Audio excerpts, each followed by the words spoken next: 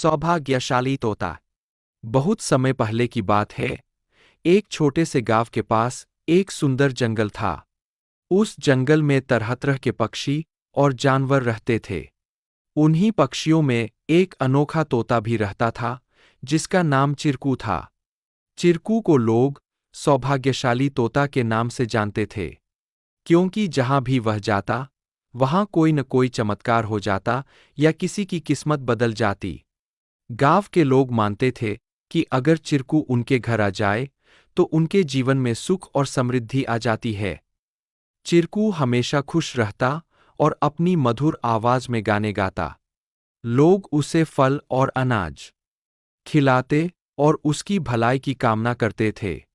चिरकू भी गांव के लोगों से बहुत प्यार करता था और जहां भी जाता, खुशियां बांटता। एक दिन गांव में एक गरीब किसान, जिसका नाम रघु था, बहुत परेशान था।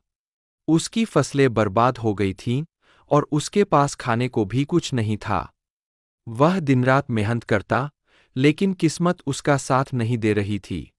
एक दिन रघु ने गांव के लोगों से चिरकू के बारे में सुना और सोचा कि शायद यह सौभाग्यशाली तोता उसकी भी मदद कर सकता है। रघु ने तय किया कि वह चिरकू से मिलकर अपनी किस्मत बदलने की विनती करेगा। अगले दिन वह जंगल की ओर चल पड़ा और चिरकू को खोजने लगा। बहुत ढूंढने के बाद उसे चिरकू एक पेड़ की डाल पर बैठे हुए मिला। रघु ने बड़े ही आदर के साथ कहा।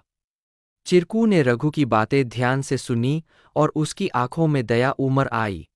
चिरकू ने अपनी चोंच में एक छोटी सी चमकती हुई पत्ती उठाई और रघु को देते हुए कहा, यह जादुई पत्ती है। इसे अपनी जेब में रख लो और जब तुम अपने खेत में काम करने जाओ तो यह पत्ती तुम्हारी किस्मत बदल देगी। रघु ने धन्यवाद कहा और वह पत्ती लेकर अपने घर लौट आया। अगले दिन वह अपने खेत में काम करने के लिए गया। जैसे ही उसने खेत में जुताई शुरू की, अचानक से बारिश होने लगी।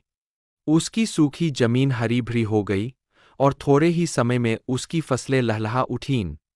रघु की मेहनत सफल हुई और उसकी किस्मत सच में बदल गई। अब रघु के पास भरपूर अनाज था और वह फिर से खुशहाल जीवन जीने लगा। उसने गांव के लोगों को चिरकू की बुद्धिमानी और उसके द्वारा दी गई जादुई पत्ती के बारे में बताया। सभी लोग चिरकू की प्रशंसा करने लगे और उसे और भी अधिक प्यार देने लगे। लेकिन चिरकू ने रघु को एक बात कही थी। याद रखना, यह पत्ती सिर्फ तुम्हारी मेहनत का साथ देगी। अगर तुम मेहनत करना छोड़ दोगे तो यह भी अपना जादू खो देगी। रघु ने चिरकू की बात समझ ली और कड़ी मेहनत जारी रखी। धीरे धीरे उसकी स्थिति पहले से बहुत बेहतर हो गई। वह गांव के सबसे सफल किसानों में से एक बन गया, लेकिन उसने कभी यह नहीं भूला कि उसकी सफलता में चिरकू और उसकी मेहनत का कितना बड़ा हाथ था।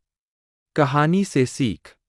इस कहानी से हमें यह सीख मिलती है कि किस्मत भी उन्हीं का साथ देती है जो खुद मेहनत करते हैं। सौभाग्य और अवसर तभी काम आते हैं जब हम अपने प्रयासों से उन्हें सही दिशा देते हैं। Please like, share and subscribe our channel to learn more.